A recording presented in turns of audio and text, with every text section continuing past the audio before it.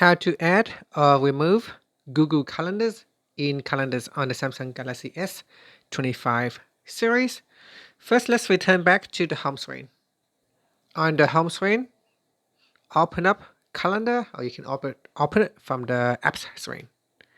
Then tap on the menu button at the top.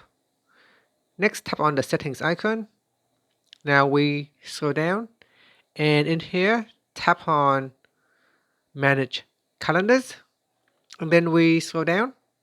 In here, tap on Google. So go to your Google here and tap on the toggle button to add or remove Google Calendars to the Samsung Calendars app. Now, if you do not see Google account in here, you can tap on the More button, then tap on Add Account. In here, you'll be able to add in Google account or Samsung account if you want to add in Samsung Calendar. And that's it. Finally, tap on the Home button to return back to the home screen. Thank you for watching this video. If you find it helpful, please like and subscribe to my channel for more videos.